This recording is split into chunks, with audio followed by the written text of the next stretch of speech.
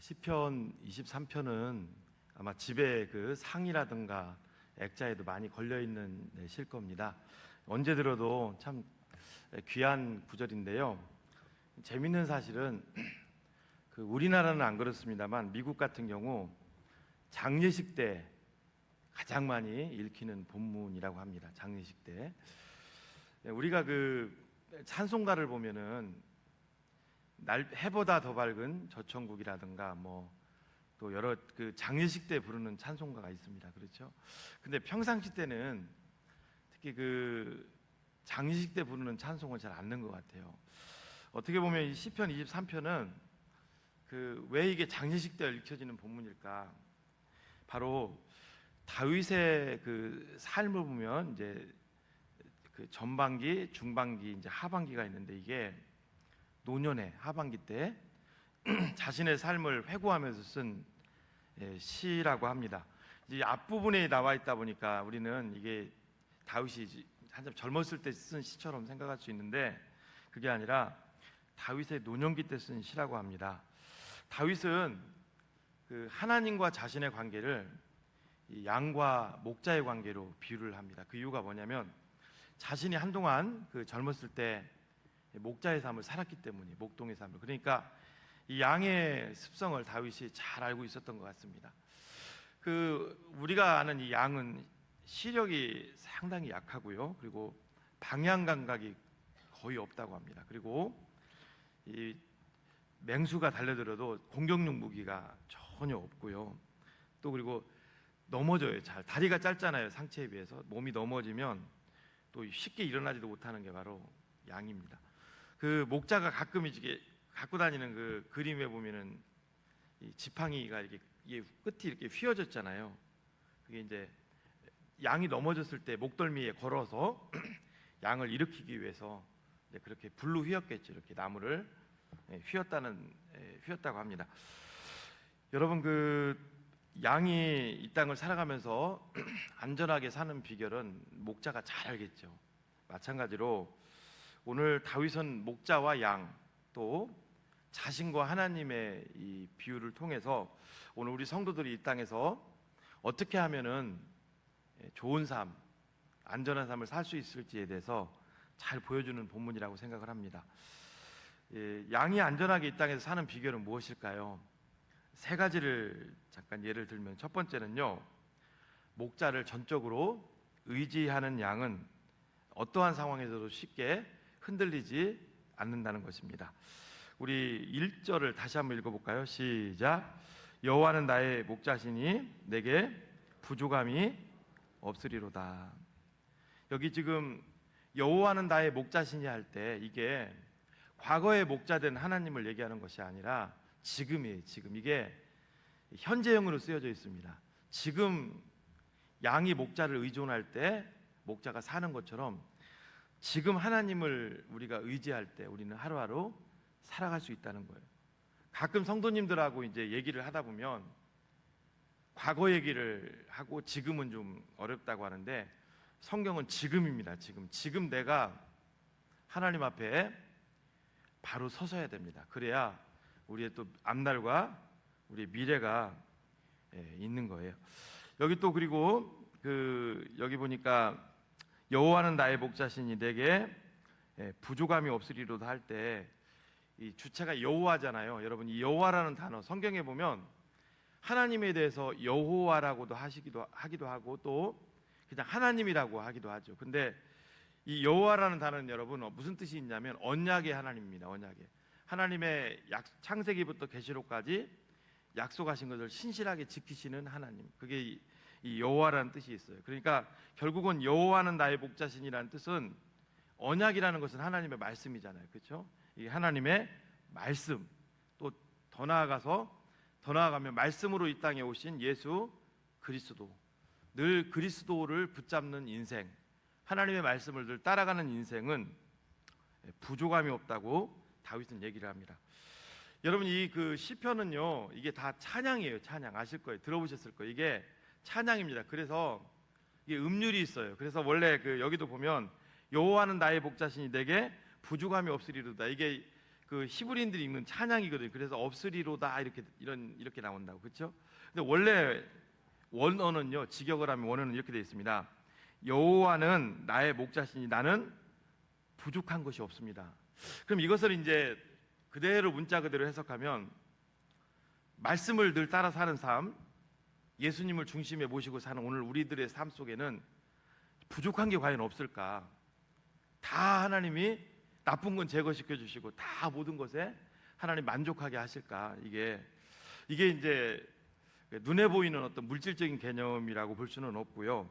여기도 우리가 아까 이제 5절과 6절 말씀에 보면 다윗도 이 땅을 살아가면서 어려움들을 당한 것을 고백하죠. 예를 들면 내가 사망의 음침한 골짜기를 헤맨다, 또 해를 받는다, 또 내 원수의 목전, 이건 악한 영 사탄을 얘기하는 거죠.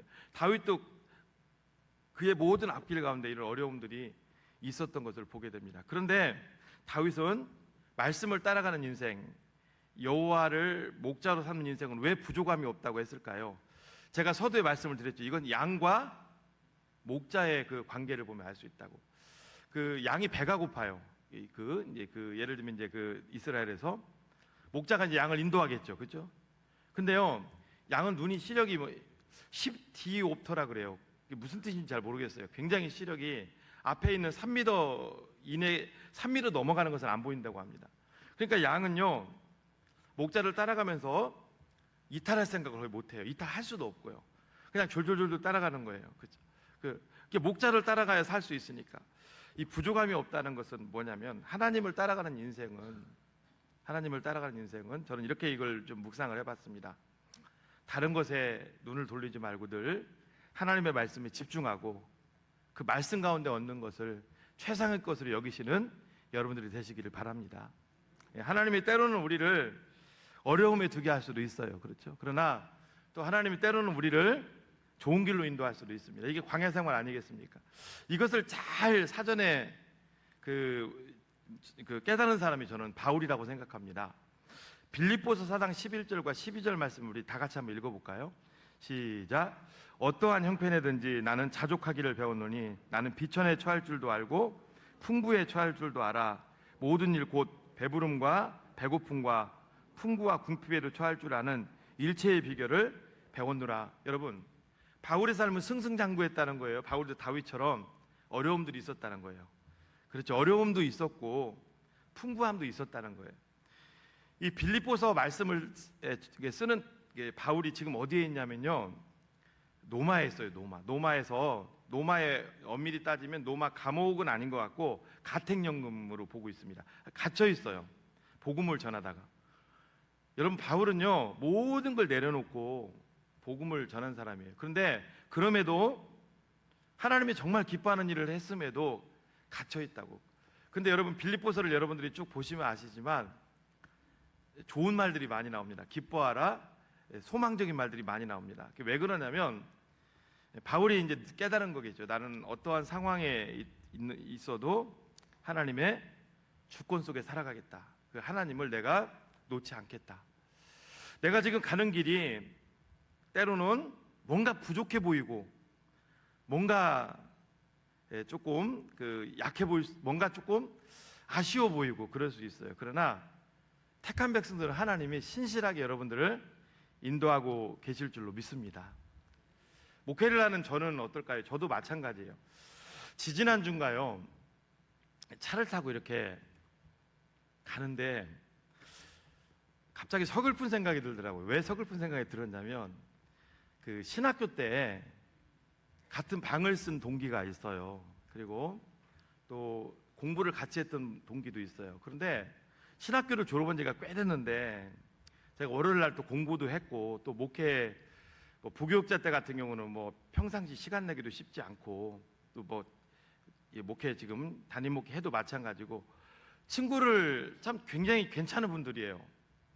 근데 안 만난 지가 너무 된 거예요. 여러분이 그게 있더라고요. 바울이 그 노마에 그렇게 가고 싶었잖아요. 그런데 바울이 가려고 맘먹으면 여러분 못 갔겠습니까? 얼마든지 갈 수 있죠. 근데 하나님의 인도를 계속 따라가다 보니까 못 간 거예요. 나중에는 죄수의 신분으로 묶여서 강제로 가잖아요. 그렇죠? 저도 이제 뭐 우리 목사님들도 다 마찬가지겠습니다만은 우리가 가정을 돌보는 것도 쉽지가 않고 때로는 우리 사람들 만나는 것도 우리 목회자 얘기를 딱 들었으면 아 그런 게 어려운 것 같아요. 여러분 성도들에게는 하나님의 뜻대로 사십시오 하고 우리가 막 내 뜻대로 막 산다 그것도 좀 아니잖아요. 기도하면서 그리고 이게 인도가 돼야 돼요. 하나님이 참 희한한 게 뭐냐면 내가 좀 뭘 내 뜻대로 해보려고 하면은 그게 안 돼요. 예를 들면 하나만 예를 들어볼게요. 제가 이제 전주에서 여기 올라올 때 텀이 좀 있었어요. 여유 금액도 좀 있었어요. 그래서 이번에는 그때 좀 마침 또 애들도 방학이고 그래서 1월 달에 올라올 때 1, 2월 달에 제주도를 애들하고 어디 뭐 그런 데 다닌 데가 없어서 제주도를 이번에는 반드시 가야 되겠다. 아내도 허락을 했고 애들하고 그런데 못 가더라고요. 이게 쉬운 것 같지만 어떻게 보면 참 목회자들에게 어려운 것 같아요.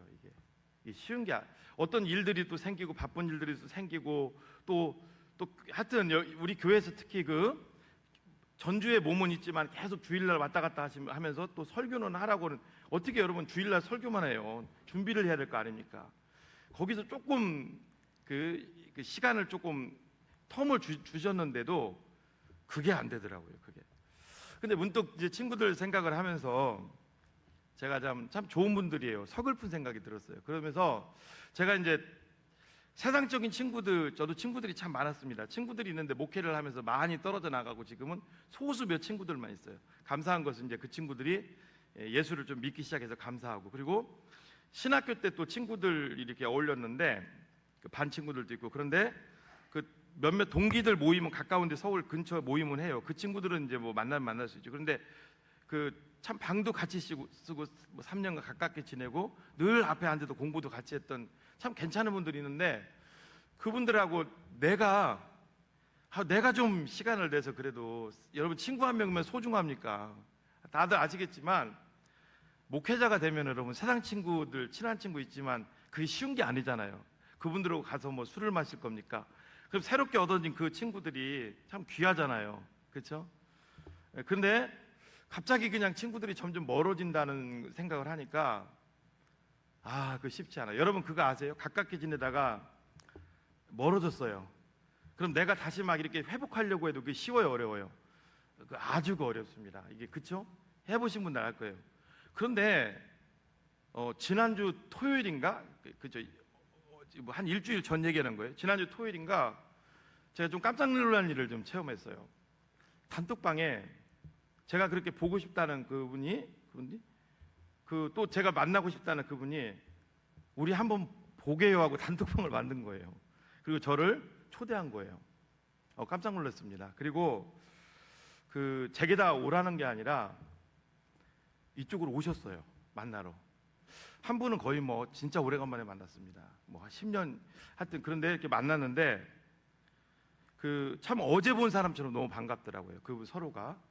제가 사람을 만나서 뭐 보통은 우리가 만나도 한두 시간, 두세 시간이잖아요. 그런데 그렇게 또 오래 만나본 처음이에요. 월요일날 거의 저녁 때까지 쫙 만났습니다. 그리고 나서 제가 한 주간 있으면서 깨달은 게 뭐냐면요. 왜 걱정하느냐 그거를 제가 깨달았어요. 왜 네 생각으로 하려고 하느냐. 하나님이 다 붙들고 있고 이 모든 길도 하나님이 다 인도하고 있고 네가 염려하는 거 네가 어떻게 보면 네 뜻대로 안 될 것 같은 거 다 누구 손에 있다는 거예요.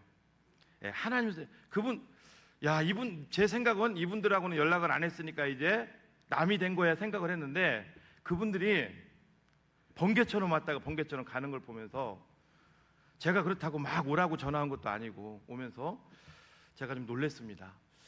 사랑하는 여러분 그렇습니다. 우리는 내가 지금 가는 길이 때로는 절망적인 분들도 있으실 거예요. 그리고 실패했다고 여기시는 분들도 있을 것이고요. 어떤 분들은 내 실수로 지금 이 길을 간다고 생각하시는 분들도 있을 거예요. 그러나 하나님의 택함 받은 성도들은 성경에도 나오지 않습니까? 모든 것이 합력하여 선을 이룬다고. 지금 당장은 눈앞에 있는 것들이 때로는 우리는 왜라는 질문을 또 할 수도 있지만 여러분 뒤돌아보면은 내가 맞아요? 하나님이 맞아요? 하나님이 맞죠. 그래서 여러분 제가 자주 드리는 말씀이 그거예요. 하나님은 옳은 일을 하시는 분이 아니라고요. 그분이 하시는 일은 다 옳다. 그게 정답인 줄로 믿습니다. 여러분, 지금 하나님은 저와 여러분들을 누구보다도 잘 알고 계시고, 그리고 가장 신실하게 인도하고 가신다는 사실을 늘 믿고 나가시는 여러분들 되시기를 축복합니다. 예.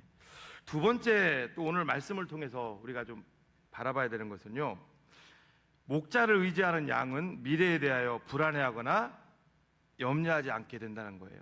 자, 우리 2절 말씀도 같이 한번 읽어볼까요? 시작. 그가 나를 푸른 풀밭에 누이시며 쉴 만한 물가로 인도하시는도다. 이 쉴 만한 물가와 푸른 풀밭은 여러분 나뉘어져 있는 게 아니에요. 물이 있으면 당연히 그 풀이 있죠. 뭐 나일강 유역처럼 이집트에 이 쉴 만한 물가, 우리 뭐 카페 이름도 많이 지었죠, 그죠? 쉴 만한 물가. 그런데 여기 그가 나를 푸른 풀밭에 누이시며 쉴 만한 물가로 인도하시는도다 할 때 이 쉴 만한 물가는요 복수로 되어 있어요. 쉴 만한 물가들. 그리고 이게 이제 무슨 뜻이냐면요, 히브리어로 쉴 만한 물가가 메누호트라는 뜻인데, 이 단어가 어디서 파송됐냐면 제가 보니까 메누하라는 단어에서 파송됐어요. 이것은 뭐냐면요, 가장 안전하게 쉴 수 있는 곳이라는 뜻입니다. 가장 안전하게 쉴 수 있는 곳. 그리고 엄밀히 따지면 가장 안전하게 쉴 수 있는 곳들이란 뜻이에요. 곳들이란 뜻이에요. 자, 이걸 설명을 좀 해드릴게요. 우리나라는 여러분 땅이 좋다 그랬어요, 지난번에. 그리고 근데 이스라엘은 그에 반해서 모래 땅, 석회질이 많이 섞여 있는 땅이라 물이 잘 빠진다 그랬어요. 자, 우리나라는 비가 좀 많이 오는 편입니다. 그리고 비가 안 와도 우리나라는 괜찮아요. 왜 그런 줄 아세요? 지하수가 많이 발달돼 있어요. 맞죠? 지하수가 농촌에도 뭐 다 지하수가 있습니다. 근데 이 다윗이 이 시를 쓸 때는 언제일까요? 이게 뭐 어마어마하게 오래된 적 아닙니까? 2000년 전 예수님이 오셨고 그 전이니까, 그렇죠? 자, 그러면 지하수가 어디 있겠어요? 지하수 팔 수도 없죠. 그리고 땅도 안 좋고, 이스라엘은 건기와 우기가 또 명확합니다. 그러면 현명한 목자라면은 뭐 우기 때야 뭐 양을 칠 수 있습니다만, 건기 때 물과 풀이 있는 곳을 미리 확보를 해야 될까요, 안 해야 될까요? 그 얘기를 지금 하고 있는 거예요. 그가 나를 푸른 풀밭에 누이시며 쉴 만한 물가들로 인도하시는도다는 뭐냐면, 목자가 양을 어련히 알아서 그 건기에 대비해서 그런 쉴 만한 물가들, 풀밭이 있고 또 맹수들로부터 안전하게 지킴받을 수 있는 곳을 다 알고 인도하는 거예요. 양은 따라가기만 하면 되는 거예요. 그러니까 미래에 대해서 불안하거나 걱정하지 말라는 그런 의미입니다. 제가 예전에 TV가 아니고 유튜브를 통해 뭘 봤냐면요, 몽고의 그 유목민들이 양을 치는 모습을 봤어요. 몽고도 여러분 겨울 되니까 혹독하더라고요. 그 몽고의 유목민들이 우리나라 양 치듯이 하면 양 다 죽입니다. 그 물도 또 쉽지 않잖아요. 겨울에는 또 꽁꽁 얼고, 겨울에는 몽고가 또 비도 많이 오지도 않아요. 어떻게 하느냐, 미리 여기도 다 그 양들을 먹일 수 있는 곳을 확보를 해놓더라고요. 어떤 경우는 굉장히 멀리 이동하기도 해요. 이게 그 얘기를 지금 하고 있는 겁니다.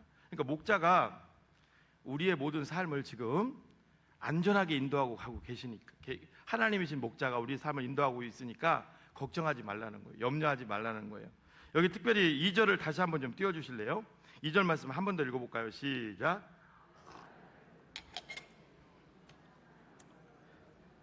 여기 인도하시는 도다 돼 있잖아요.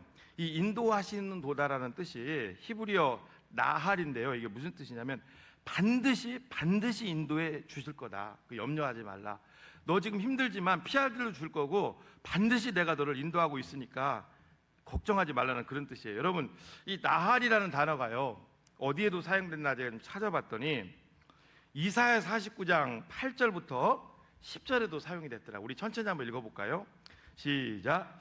여호와께서 이같이 이르시되 은혜의 때 내가 내게 응답하였고 구원의 날에 내가 너를 도왔도다. 내가 장차 너를 보호하여 너를 백성의 언약으로 삼으며 나라를 일으켜 그들에게 그 황무하였던 땅을 기업으로 상속하게 하리라. 내가 잡혀있는 자에게 이르기를 나오라 하며 흑암에 있는 자에게 나타나라 하리라. 그들이 길에서 먹겠고 모든 헐벗은 산에도 그들의 풀밭이 있을 것인즉 그들이 줄이거나 목마르지 아니할 것이며 더위와 볕이 그들을 상하지 아니하리니 이는 그들을 긍휼히 여기는 이가 그들을 이끌되 샘물 근원으로 인도할 것입니다. 이게 무슨 뜻이냐면요, 이때 당시에 여러분 배경을 한번 좀 설명을 잠깐 해드리면, 아수르에 의해서 북이스라엘 다 이제 초토화되고, 지금 유다도 지금 또 아수르를 멸망시킨 바벨론에서 이제 끌려가기 다 일부 직전이에요. 그게 이사야서잖아요. 소망이 없어요. 그런데 이 말씀이 무슨 얘기냐면 걱정 말라는 거예요. 내가 메시아 구원자를 통해서 반드시 너희들을 구원할 것이다. 이게 그 말씀이거든요. 이게 언제 쓰여졌어요? 예수님 오시기 700년 전에 쓰여졌어요. 이때 당시 사람들은요, 이 상황, 이 말씀을 보면서 이게 말이 돼? 그랬을 거예요. 다 무너졌는데, 성전도 다 파괴되고 다 끝장났는데 이게 말이 돼? 그런데 여러분, 700년이 지나서 어떤 일이 일어났어요? 바벨론 아수르에 끌려갔던 이스라엘 백성들 다 해방됐어요. 그리고 어떤 일이 일어났어요? 진짜 메시아가 이 약속의 말씀대로 오셨잖아요. 그게 어디에 나와 있냐면 49장 10절을 다시 한번 볼까요? 10절. 자, 10절을 뒷부분에 이렇게 돼 있어요. 그들을 긍휼히 여기는 이가, 끝에 부분에 그들을 긍휼히 여기는 이가 그들을 이끌되 샘물 근원으로 인도할 것입니다. 이게 히브리어 나할입니다. 아까 그 쉴 만한 물가로 인도하시는 도다, 그 같은 맥락이에요. 무슨 뜻이냐면 메시아를 내가 반드시 보내주겠다. 근데 메시아가 왔어요, 안 왔어요? 왔잖아요. 예수님이라는 메시아가 700년 후에 왔잖아요. 그죠? 우리 지금 메시아신 예수님을 믿기 때문에 여기 있는 거잖아요. 여러분, 메시아가 왔고 앞으로도 또 예수님은 다시 오실 줄로 믿습니다. 믿으시면 아멘. 우리 그걸 믿기 때문에 여기 와 있는 거잖아요. 그렇죠? 목자가 우리를 쉴 만한 물가로 인도한다는 것은 그냥 불안해하고 그럴 필요 없다는 거예요. 반드시 하나님이 너희를 인도해 줄 거라는 인도 확증하시는 말씀. 이게 얼마나 귀한 말씀입니까? 사랑하는 여러분, 그렇습니다. 양은요, 앞을 볼 수가 없어요, 제대로. 그리고 무기도 없고요, 방향 감각도 없어요. 양이 할 수 있는 것은요, 없습니다. 딱 하나 있어요. 뭔지 아세요? 귀가 발달하게 하셨어요, 하나님이. 그 발달된 귀를 가지고 누구 따라가면 되는 거예요? 목자를 따라가면 되는 거예요. 계속 목자가 소리내서 목자를 따라가면 되는 겁니다. 여러분, 여러 가지 문제를 가지고 오신 분들이 있으실 거예요. 거기에 문제를 가지고 오신 분들을 좀 이렇게 생각하면서, 예전에 제가 신학교에 다닐 때 존경하는 설교학 교수님이 한 분 계셨어요. 그분이 후배를 만났을 때 했던 내용이 좀 떠올라서 잠깐 소개하겠습니다.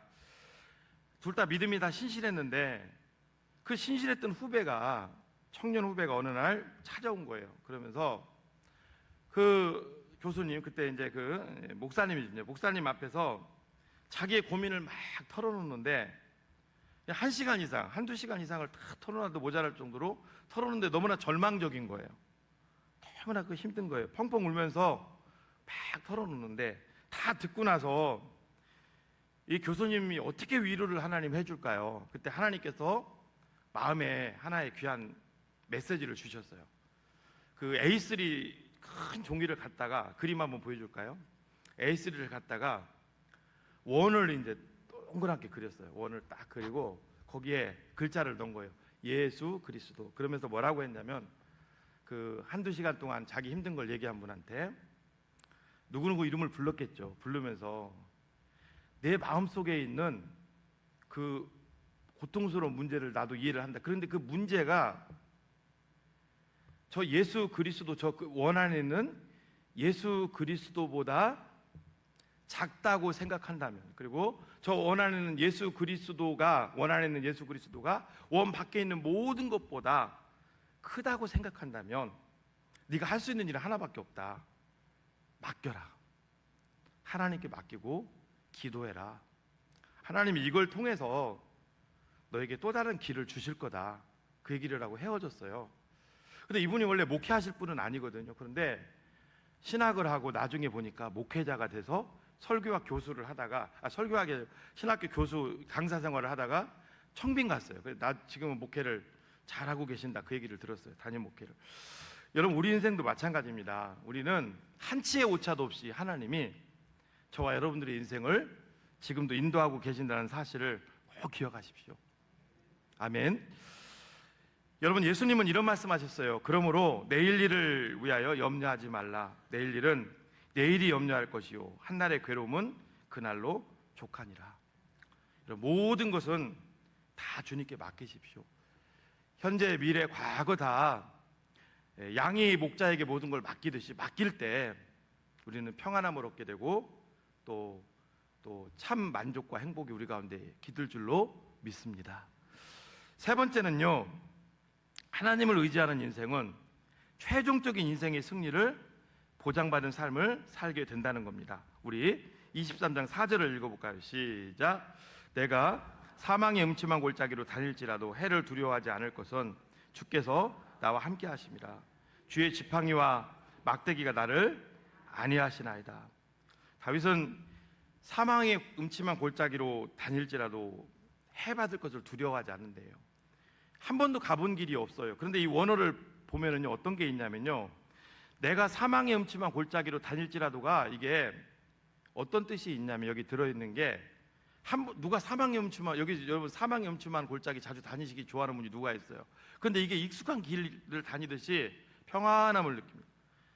이게 평안한 그 상태예요. 익숙한 길. 하나님께서 왜 다윗이 이런 고백을 할 수 있었을까? 그거죠. 좋은 길이든 나쁜 길이든 하나님께 다 맡긴 거죠. 맡기고 그분을 따라가니까 내가 가기 싫은 길도, 심지어 죽음의 길까지도 평안함을 잃지 않는 거예요. 여러분, 그렇습니다. 우리는 늘 주님 앞에 서서 그분의 뜻을 따라가야 사는 존재들인 줄로 믿습니다. 여기 23편 5절로 6절을 보니까요, 주께서 내 원수의 목전에서 내게 상을 차려주시고 기름을 내 머리에 부으셨으니 내 잔이 넘치나이다. 내 평생의 선하심과 인자하심이 반드시 나를 따르리니 내가 여호와의 집에 영원히 살리로다. 원수의 악한 사단의, 자기를 괴롭혔던 사탄의 목전에서 어느 순간 하나님이 잔치를 딱 배설했다는 그런 뜻인데요. 그 다윗이 이제 굉장히 그 골리앗과의 싸움에서 이긴 다음에 힘들었어요. 사울이 계속 죽이려고 했잖아요. 사무엘상을 보면은 막 피해 다니기 바쁘잖아요. 근데 사무엘 하러 가면 다윗이 드디어 이제 왕이 됩니다. 어떤 일이 일어납니까, 여러분? 왕이 되는 게 막 자기가 막 왕이 되려고 해서 된 게 아니에요. 순적하게 됐어요. 그렇죠? 그냥 하나님이 알턴이 뽑힌 것처럼, 알턴이가 뭐예요? 그냥 순식간에 사울 제거하셨어요. 그리고 사사기 때부터 이스라엘을 그렇게 괴롭히던 블레셋이라든가 암몬이라든가 모압이라든가 그 에돔 주변의 나라들을 하나님이 다 그냥 제거하셨어요. 하나님이 하신 거예요. 하나님이.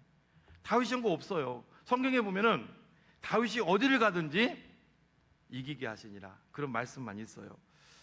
여러분, 그렇습니다. 성경에 보면 이런 말씀이 있습니다. 시편 34편 9절에 너희 성도들아 여호와를 경외하라. 그를 경외하는 자에게는 부족함이 없도다. 10절에 젊은 사자는 궁핍하여 줄일지라도 여호와를 찾는 자는 모든 좋은 곳에 부족함이 없으리로다. 아멘.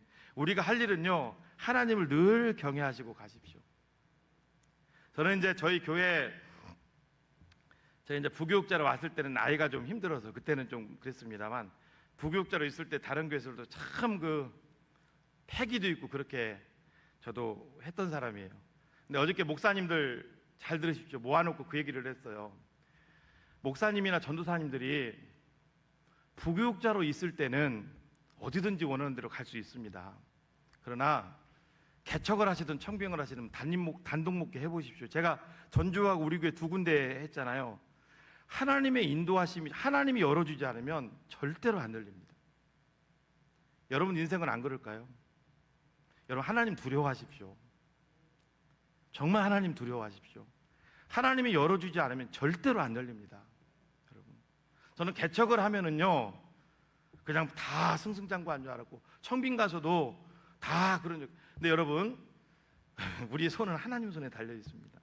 여러분, 제가요, 아까 2부 때도 말씀을 드렸어요. 저희 장로님들도 받고 60대 이제 63, 4세 교사 공무원 하시다가 은퇴하시잖아요. 연금 나오잖아요. 계획을 다 짜신다고, 플랜을.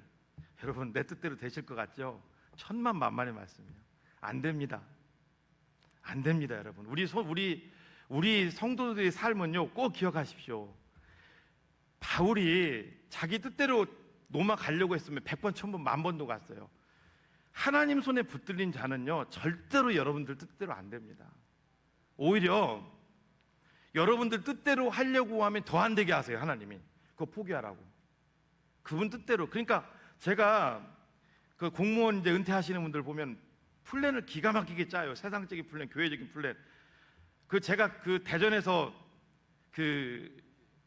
하여튼 무슨 교회에서 사역할 때부터 저도 몇몇 군데 이렇게 사역을 했잖아요.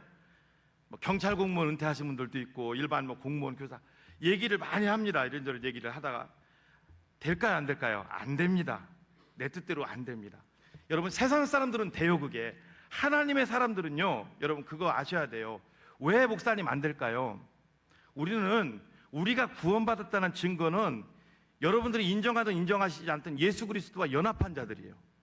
나는 죽고 지금 누구로 사는 자들이에요? 예수로 사는 자들이에요. 내가 내 인생 끌고 가는 것 같지만 그럴 것 같으면 이 시편이 있을 필요가 없어요. 다윗이 말년에 이렇게 고백할 필요 없어요. 자기가 말년을 딱 보니까 하나님이 목자셨어요. 할렐루야. 여러분 하나님이 목자셨어요.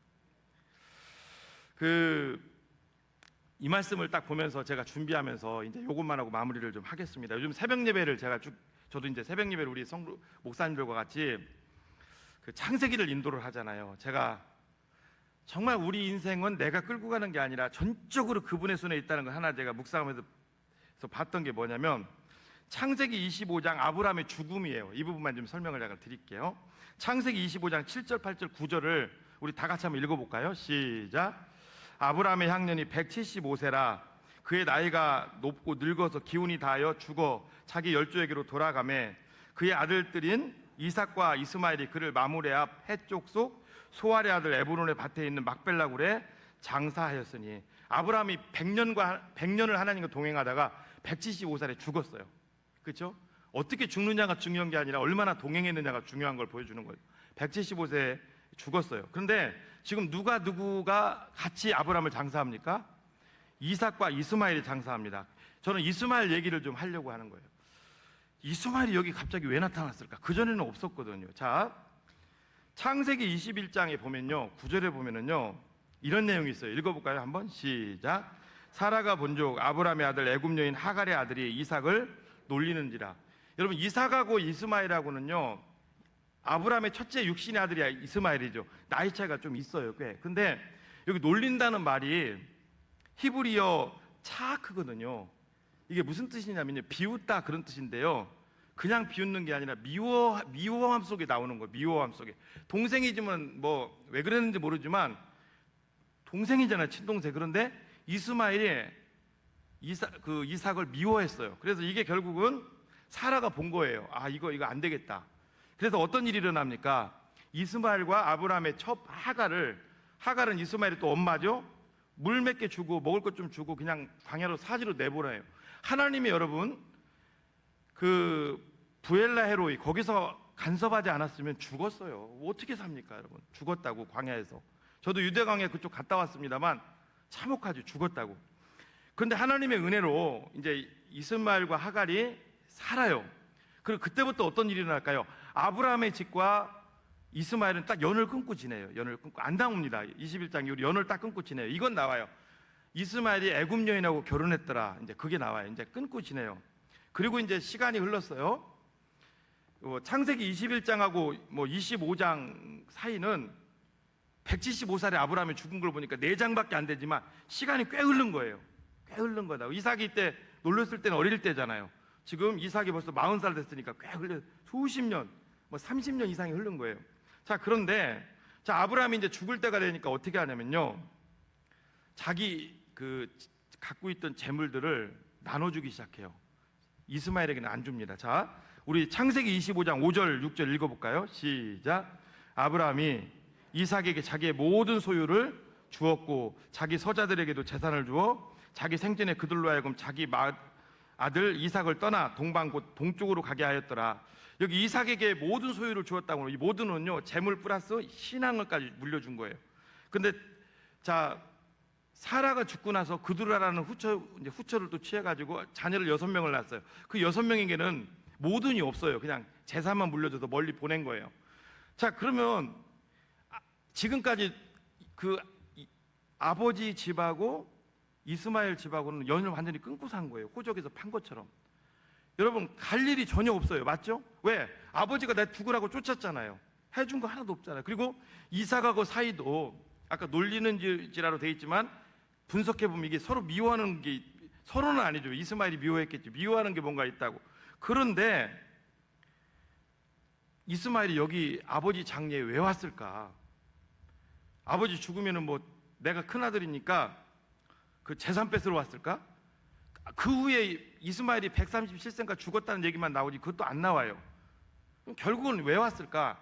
결국은 하나님이 만나게 하신 거예요. 하나님이 하신 거예요. 하나님이. 여러분, 우리 인생도 마찬가지입니다. 우리가 볼 때는 큰 문제 같잖아요. 하나님이 하시면은 아무것도 아니라는 거예요. 믿으십니까?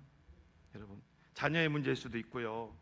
어떤 뭐 여러 가지 직장에 여러 문제일 수가 있죠. 여러분, 하나님이 하시면 아무것도 아니라는 거예요. 제가 서두에 동기 얘기했잖아요. 차 운전하고 몇 주 전 가면서 야, 이거 사람 이제 완전히 이제 남 되는구나 그랬는데, 그냥 번개같이 왔다가 번개같이 가는 걸 보면서 하나님이 하시면 아무것도 아니구나. 사랑하는 여러분, 그렇습니다. 다윗은요, 하나님이, 여호와 하나님이 그의 목자가 될 때 그의 삶은 부족함이 없다 그랬습니다. 그리고 마지막 노년기에 그분이 나를 여호와의 집에 영원히 살게 나를 인도하실 것이라고 고백했습니다. 여러분, 그 목자이신 예수님이 이 땅에 2000년 전에 오셨어요. 그리고 그분이 제자들을 향해서 이렇게 말씀합니다. 우리 요한복음 10장 14절 15절 읽어볼까요? 시작. 나는 선한 목자라. 나는 내 양을 알고 양도 나를 아는 것 같이 아버지께서 나를 아시고 내가 아버지를 아는 것 같으니 나는 양을 위하여 목숨을 버리노라. 그렇습니다. 그분은 선한 목자로 오셨어요. 그리고 우리를 위해서 십자가에서 목숨을 버려주신 줄로 믿습니다. 그리고 다시 3일 만에 살아나셨어요. 그리고 그분이 우리 가운데 지금 함께 계시고 성령님도 지금 함께 계신 줄로 믿습니다. 여러분, 목자를 따라 사는 인생이 바로 이제 우리의 인생인데요. 베드로 사도는 우리의 인생에 향해서 이렇게 얘기합니다. 우리 베드로전서 2장 25절도 읽어봅니다. 시작. 너희가 전에는 양과 같이 길을 잃었더니 이제는 너희 영혼의 목자와 감독 되신 이에게 돌아왔느니라. 그럼 우리는 어떻게 살아야 될까요? 우리 인생의 영원한 목자가 되시는 예수 그리스도, 그분을 중심에 모시고 늘 말씀 앞에 순종하면서 그분의 뜻을 따라가야 될 줄로 믿습니다. 여러분, 제가 오늘 3가지 말씀을 드렸습니다.